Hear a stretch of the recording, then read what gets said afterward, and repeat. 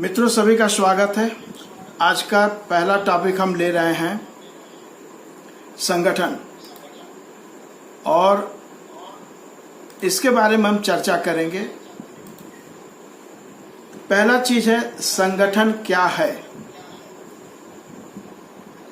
दो या दो से अधिक लोगों का निश्चित उद्देश्य को प्राप्त करने हेतु, एक विचारधारा के अंतर्गत बने रहने हेतु, अधिकारों की प्राप्ति और संरक्षण हेतु तथा अत्याचार के प्रतिरोध हेतु एकत्रित रहना ही संगठन है। इससे संगठन की आवश्यकता के बारे में पता चलता है कि एक लक्ष्य को प्राप्त करना है, विचारधारा उसकी रणनीति होती है, अधिकारों की प्राप्ति और संरक्षण हेतु तथा अत्याचार का प्रतिरोध करने के लिए। संगठन की जरूरत कब पड़ती है? जब एक व्यक्ति किसी उद्देश्य की पूर्ति करने में असफल होता है, तब वह अपनी सहायता हेतु और व्यक्ति अथवा अन्य व्यक्तियों का साथ चाहता है। यहीं से संगठन निर्माण की प्रक्रिया शुरू होती है। संगठन कई तरह के होते हैं। एक संगठन होता है अल्पावधि का और एक होता है दीर्घावधि का। तो जो अल्पावधि या अल्पकालिक संगठन है, वह छोटे छोटे उद्देश्यों को पूर्ति करने के लिए बनाए जाते हैं, और जब उन उद्देश्यों की पूर्ति हो जाती है तो वो संगठन अपने आप खत्म हो जाते हैं। दीर्घकालिक संगठन होता है एक लंबे उद्देश्य के लिए जो संगठन बनाया जाए। जैसे बामसेफ एक संस्था है जो व्यवस्था परिवर्तन का उद्देश्य लेके चल रही है, तो ये दीर्घकालिक संगठन है। आज उसको चलते हुए भी लगभग 44-45 साल हो रहे हैं। उसी तरह राष्ट्रीय स्वयंसेवक है जो हिंदू राष्ट्र और हिंदुत्व की विचारधारा को स्थापित करने के लिए लगभग 100 सालों से कार्य कर रही है। तो ये दीर्घकालिक संगठन हो गए। तो दीर्घकालिक संगठन में जैसे हमने कहा, व्यवस्था परिवर्तन, सामाजिक सत्ता, धार्मिक सत्ता, राजनीतिक सत्ता, आर्थिक सत्ता, इन सबको प्राप्त करने अथवा यथास्थिति को बनाए रखने, मतलब जो व्यवस्था है वो बनी रहे, उसके लिए भी संघर्ष करना होता है। उसके लिए भी जो संगठन बनते हैं वो दीर्घकालिक संगठन होते हैं। अब जैसे हमने कहा कि भारत में ब्राह्मणों के संगठन ने जैसे सामाजिक सत्ता को प्राप्त करना, राजनीतिक सत्ता को प्राप्त करना, आर्थिक सत्ता पर कब्जा बनाए रखने के लिए पूर्व में वर्ण व्यवस्था कायम की। भारत की 90% की आबादी उनके हिसाब से शूद्रों की है। इस आबादी में अछूत और आदिवासी भी सम्मिलित हैं। सामाजिक सत्ता पर ब्राह्मणों का वर्चस्व बना है, राजनीतिक सत्ता पर क्षत्रियों का मगर ब्राह्मणों के साथ, और आर्थिक सत्ता वैश्यों का है, वह भी ब्राह्मण और क्षत्रियों की मदद से है, उनके संरक्षण में है। तो दीर्घकालिक संगठन जो होते हैं वो अपने उद्देश्य को चरणबद्ध तरीके से प्राप्त करने का प्रयास करते हैं, यानी स्टेप बाय स्टेप, और वो स्टेप उनके छोटे छोटे उद्देश्य के रूप में होते हैं। जो दीर्घकालिक संगठन होता है वो विचारधारा आधारित होता है। जैसे राष्ट्रीय स्वयंसेवक संघ है, उसकी विचारधारा हिंदुत्व की है। बामसेफ की विचारधारा फुले अम्बेडकरी की है। कांग्रेस की विचारधारा समानता, स्वतंत्रता और समावेशी विकास की है। भारतीय जनता पार्टी की विचारधारा हिंदुत्व की है। कम्युनिज्म की विचारधारा मार्क्स और लेनिन की है। अगला बिंदु है कि उद्देश्य की प्राप्ति के लिए जो हमने संगठन में अपना उद्देश्य बनाया है, उसकी प्राप्ति के लिए रणनीति की आवश्यकता होती है। तो सभी संगठनों की पहली रणनीति संगठन को मजबूत और विकसित करने की होती है। इसलिए वे पहले संगठनात्मक ढांचा तैयार करते हैं। जैसे आदिवासी कांग्रेस ने अपना संगठनात्मक ढांचा किस तरह तैयार किया? उत्तर प्रदेश में उन्होंने पहले उत्तर प्रदेश की कार्यकारिणी बनाई। कार्यकारिणी बना के उसमें उपाध्यक्षों की नियुक्ति की गई, कोषाध्यक्ष की नियुक्ति की गई, महासचिवों की नियुक्ति की गई, प्रदेश सचिवों की नियुक्ति की गई। अब जो हमारे यहाँ महासचिव हैं उनको मंडल स्तर की जिम्मेदारी दी गई है, यानी उनके मंडल में जितने जनपद होंगे वो इनके कार्य क्षेत्र के अधीन कार्य करेंगे। उसी तरह जो प्रदेश सचिव हैं उनकी जिम्मेदारी लगाई गई है कि वो उनको जो जिला आवंटित किया गया है उस जिले के वो प्रभारी रहेंगे। जिला अध्यक्ष की रिपोर्टिंग उनको भी होगी, महासचिव को भी होगी और प्रदेश अध्यक्ष को भी होगी। इसी तरह जब जिलाध्यक्षों की नियुक्ति की गई है, जिलाध्यक्ष की कार्यकारिणी बनती है, तो उसमें भी जिला महासचिव, जिला सचिव, कोषाध्यक्ष और अन्य सदस्य होते हैं। यहाँ भी जो महासचिव हैं, जिला महासचिव, उनको तहसील स्तर का प्रभारी बनाया जाता है। वो तहसील के अंतर्गत आने वाले विकास खंडों में ब्लॉकों की निगरानी करेंगे। उसी तरह जो जिला सचिव होते हैं वो ब्लॉक के प्रभारी होंगे। ब्लॉक के जो अध्यक्ष होंगे वो अपने जिला सचिव को रिपोर्ट करेंगे और उसी तरह जिला सचिव महासचिव को करेंगे, महासचिव जिलाध्यक्ष को करेंगे, जिलाध्यक्ष उस तारतम्य में आगे बढ़ेंगे। इसी तरह जब हम विकासखंड के अध्यक्ष नियुक्त करते हैं तो उनके तहत जो न्याय पंचायत है उस ब्लॉक के अंदर उनका प्रतिनिधि होता है।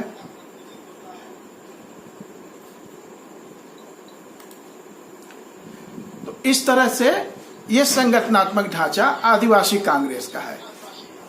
और आप देखेंगे कि सामाजिक संस्थाएं भी लगभग इसी तरह का ढांचा बनाती हैं।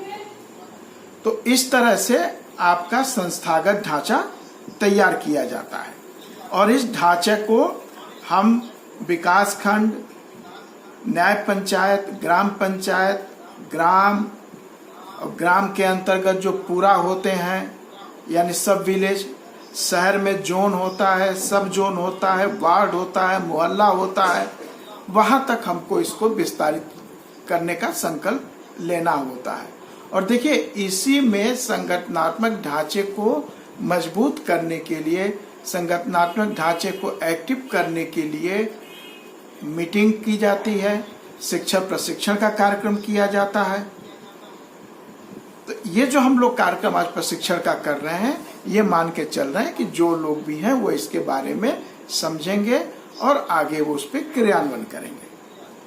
अब अगला बिंदु है संगठन को तैयार करने में कैडर की भूमिका। हम कैडर किसको कहते हैं? प्रशिक्षित जनबल को कैडर कहा जाता है। वो मैन फोर्स जिसको ट्रेंड किया जाए उसको हम कैडर कहते हैं। यह एक बौद्धिक कार्यकर्ता होता है, यानी वो बुद्धिजीवी भी होता है और कार्यकर्ता भी होता है। अब इसको हम किस लिए ट्रेंड करते हैं, कहाँ ट्रेंड करते हैं? तो ऐसे लोगों को, ऐसे जनबल को संस्था के लक्ष्य, उसके उद्देश्य के प्रति, विचारधारा के प्रति प्रशिक्षित किया जाता है। संगठन में लोगों को जोड़ने और बनाए रखने की कौशलता को विकसित किया जाता है। संगठन के प्रत्येक स्तर पर संगठन का गठन और संचालन तथा उद्देश्यों की पूर्ति इनके पदों के अनुसार, जो इनको पद दिए जाते हैं, उनकी जिम्मेदारी में होता है। अब लोग कहते हैं कि संगठन में क्यों रोज रोज बैठक हो रही है, क्या जरूरत है, अरे साल में 1-2 बैठक हो गई। नहीं मित्रों, संगठन के विकास में बैठकों का महत्व होता है। तो आइए अगला बिंदु यही है कि संगठन के विकास में बैठकों का क्या महत्व है। तो संगठनात्मक ढांचे को बनाए रखने और उसको विकसित करने में बैठकों की अहम भूमिका होती है। बार बार मिलने जुलने से आत्मीयता बढ़ती है, संपर्क और संवाद से बंधुता कायम होती है। बैठक करने से उपरोक्त के अतिरिक्त केंद्र और संगठन के अंतिम पदाधिकारी तक सूचनाओं का आदान प्रदान होता है। संगठित रहने के लिए भी बैठक यानी मीटिंग आवश्यक है। यह बैठक न्याय पंचायत, विकास खंड, तहसील, जिला, मंडल, राज्य और केंद्र स्तर पर होता है, जिसमें संबद्ध पदाधिकारी और कार्यकारिणी भाग लेती है। अब संगठन में अधिवेशनों का महत्व। अभी अधिवेशन क्या है? ये कार्यक्रम होता है। जितना आप एक अधिवेशन से दूसरे अधिवेशन के बीच में जो संगठनात्मक ढांचे को मजबूत करने के लिए काम करते हैं, उनको फिर एक दिन अधिवेशन के रूप में इकट्ठा किया जाता है। वहां भी उनको प्रशिक्षण का ही कार्यक्रम देते हैं, कुछ बिंदु दे दिए जाते हैं, टॉपिक दे दिए जाते हैं, समसामयिक विषय दे दिए जाते हैं, उस पर चर्चा होती है। जैसे आज लखनऊ कांग्रेस मुख्यालय पर बैठक हो रही है, जिसमें सभी को बुलाया गया था और उस बैठक का प्रबोधन एक प्रोफेसर साहब कर रहे थे। विषय था सामाजिक न्याय। तो उस तरह से ये कार्यक्रम होते हैं। तो अब अधिवेशन कितने तरह के होते हैं? तो अधिवेशन जिला अधिवेशन, राज्य स्तरीय अधिवेशन और राष्ट्रीय अधिवेशन। जो जिला अधिवेशन होता है ये जनपद स्तर का होता है, जिसमें जिले के अंतर्गत तहसील, ब्लॉक, न्याय पंचायत, ग्राम पंचायत, है ना, जोन, वार्ड, नगर, ये सभी जो कार्यकारिणी यहाँ की ये भाग लेते हैं और अपने शुभ चिंतकों के द्वारा भी भाग लेते हैं। राज्य स्तरीय अधिवेशन, इसमें राज्य के अंतर्गत सभी जिला कार्यकारिणी और प्रदेश की कार्यकारिणी भाग लेती है। राष्ट्रीय अधिवेशन, इसमें सभी प्रदेशों की कार्यकारिणी, जनपदों की कार्यकारिणी और शुभचिंतक लोग सम्मिलित होते हैं। यह जो मैंने बताया यह सामान्य तस्वीर है और आप लोग अपने अनुभव से भी इसको जानते हैं। फिर संगठन में एक आम सभा होती है, जिसको जनरल बॉडी मीटिंग कहते हैं। यह प्रातिनिधिक सभा होती है। संगठन अपने संविधान के अनुसार प्रतिनिधियों की संख्या का निर्णय करती है। सामान्य रूप से संगठन के उद्देश्य और रणनीतियों का निर्धारण इसी मंच पर होता है और यहाँ पर पारित निर्णयों का संचालन राष्ट्रीय कार्यकारिणी, प्रदेश कार्यकारिणी, जिला कार्यकारिणी, तहसील, ब्लॉक इत्यादि से कार्यकारिणी करती है।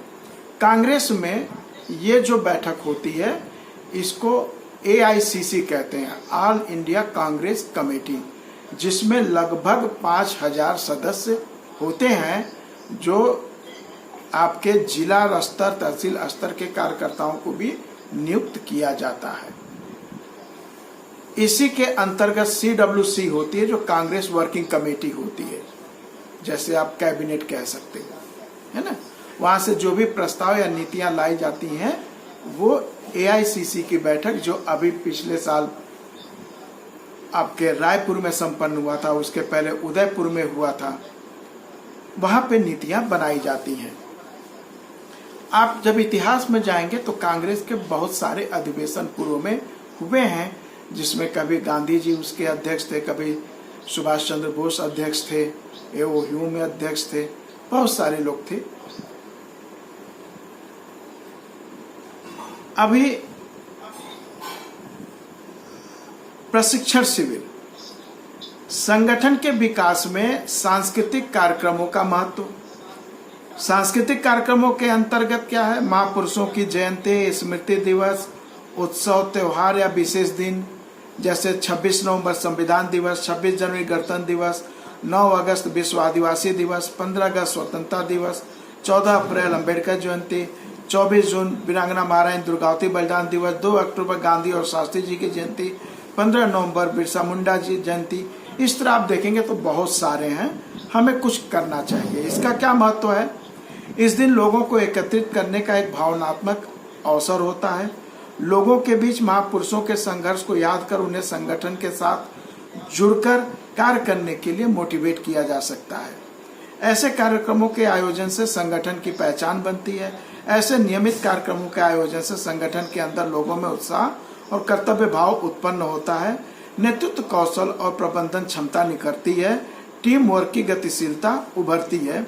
विचारधारा का प्रचार प्रसार करने का अवसर मिलता है। संगठन के लिए आंदोलनात्मक कार्य भी होते हैं।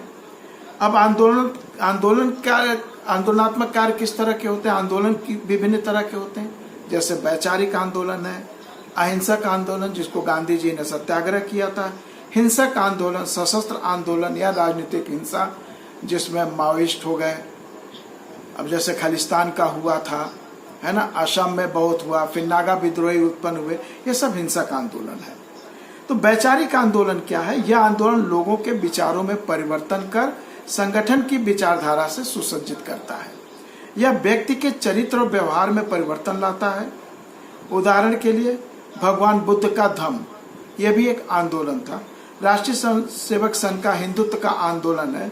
वाम सेव का व्यवस्था परिवर्तन का आंदोलन है ना। और आप देखेंगे कि बहुत से संत महात्मा आजकल तो थोक के भाव पैदा हो गए हैं, जो सामूहिक सत्संग करते हैं, धार्मिक प्रवचन करते हैं, ये बेसिकली विचारों में परिवर्तन करने के लिए करते हैं। दूसरे शब्दों में कहिए माइंड वॉश करते हैं। अब सत्याग्रह क्या है? अहिंसक आंदोलन, शांतिपूर्वक अपनी मांगों के समर्थन में धरना, प्रदर्शन और उपवास करना। उदाहरण के लिए गांधी जी का सत्याग्रह। आए दिन अत्याचार और न्याय के खिलाफ आप लोग जो धरना प्रदर्शन करते हो, ज्ञापन देते हो, जैसे कुंदन जी ने गोंड खरवार समाज की समस्या के लिए जिलाधिकारी को ज्ञापन दिया, इनका ज्ञापन राष्ट्रीय स्तर पे भी गया है। हिंसक आंदोलन हमने पहले ही कहा गया, जिसमें शस्त्र का प्रयोग होता है, जिसमें अलगाववादी हो सकते हैं। भारत के स्वतंत्रता प्राप्ति का आंदोलन जो गरम दल वाले कर रहे थे, आतंकवाद, खालिस्तान के लिए, ये सब उसमें होते हैं।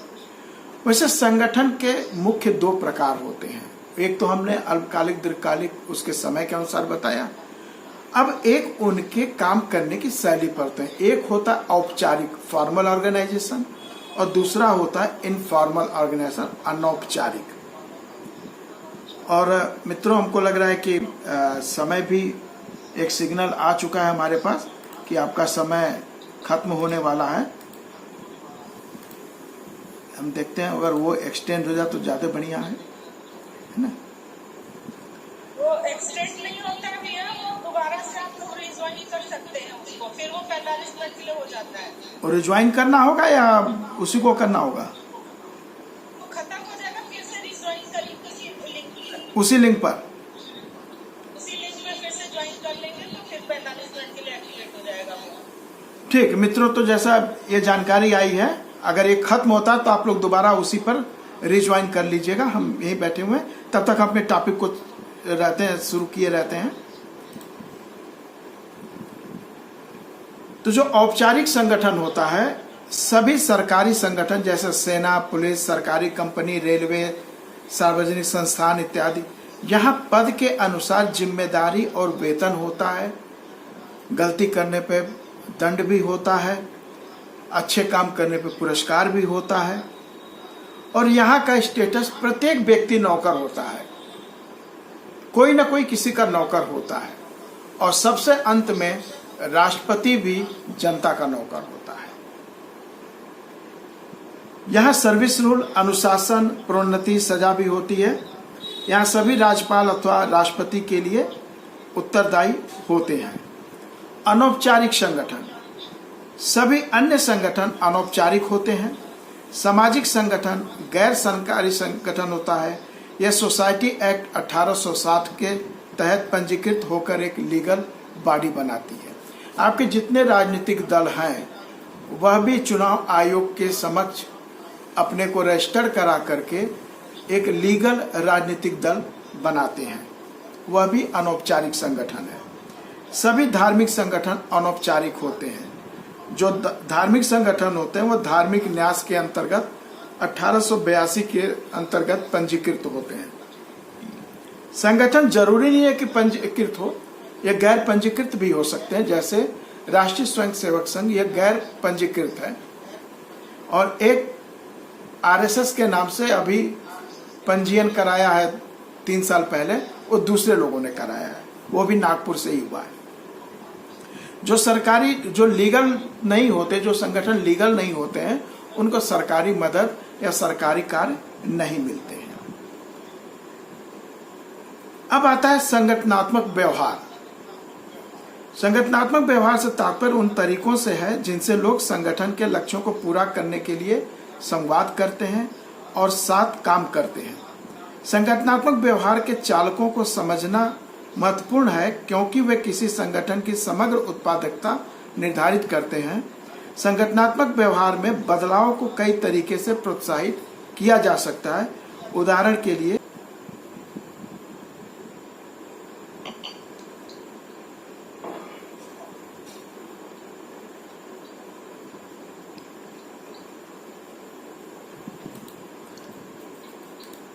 शुरू किया जाए।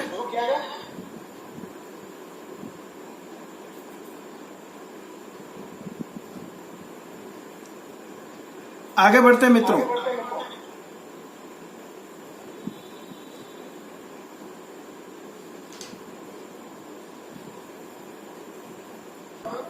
बंधुता को विकसित करें, स्वतंत्रता का संरक्षण करें, आंतरिक संघर्ष जिसको इंटरनल कॉन्फ्लिक्ट कहा जाता है उसको यथाशीघ्र सुलझाने का प्रयास करें, संगठनात्मक संस्कृति को विकसित करें। ये कुछ चीजें हैं। एक आवाज बाउंस हो रही है, मैं देखूं जरा। नहीं, अपना माइक लोग बंद कर दे, सब लोगों का खुला है माइक। नहीं, आप लोग माइक बंद कर लीजिए अपना अपना। माइक